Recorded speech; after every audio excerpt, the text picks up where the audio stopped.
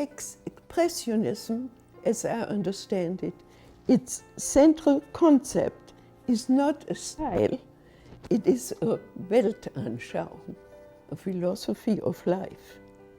But it looked like something I had never seen before. People whom I tell about this usually ask me, did you like it? But I cannot answer that. It was beyond liking. It was beyond anything I had seen before. It was like entering a new world. Hello, I'm Michael Taylor. I'm the Chief Curator and Deputy Director for Art and Education here at the Virginia Museum of Fine Arts.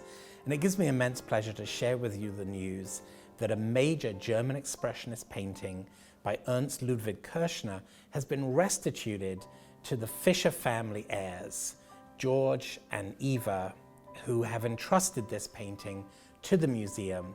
This painting that has been restituted is such an important work in the oeuvre of Kirchner, a great German Expressionist artist, and we can't wait to share it with our visitors.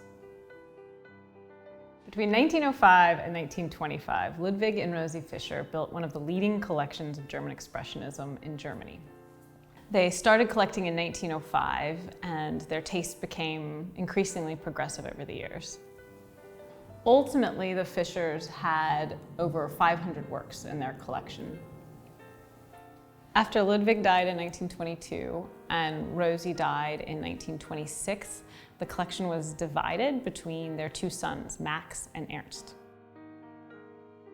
After Rosy's death, Ernst and I moved into the apartment, and then we were faced with dividing Rosy's estate between Ernst's brother Max and Ernst. Max is the older brother, and when he came, the two brothers walked through the apartment and in turn pointed to this or that painting. Max said, I want this one, and Ernst said, I want that one. And this is how the estate became divided up between Max and Ernst, leaving about 230 pieces to each of them. In 1933, after Hitler came to power, Ernst Fischer lost his position as a professor at University of Frankfurt because of the law passed shortly after the Nazis came to power that prohibited people of Jewish descent from holding civil servant jobs. Ernst Fischer and his family left soon after that law was passed, and he and his family brought their portion of the Ludwig and Rosy Fischer collection here to Richmond, Virginia, where they lived with it in their family home for decades. Everyone was always amazed when they came into this, again, a ranch house, and there was this amazing art inside, in what was just a very plain little house. I remember the art on the walls in Frankfurt. I remember it in Richmond. I perhaps noticed it more in America because, like all refugee children, I wanted to be more like the Americans than the Americans themselves, and no Americans had that kind of art in their house.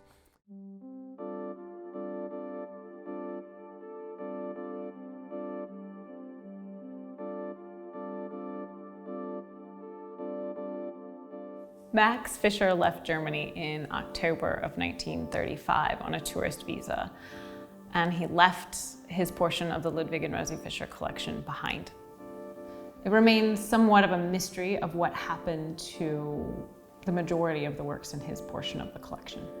Each piece of art from Max's portion of the collection that's been returned to the larger Ludwig and Rosy Fischer collection has really helped us to understand Ludwig and Rosy's vision in its entirety. The reunification of Kirchner's Autostrasse with the rest of the Ludwig and Rosy Fischer collection is the result of the Fischer family's commitment to the collection being publicly accessible here in Virginia.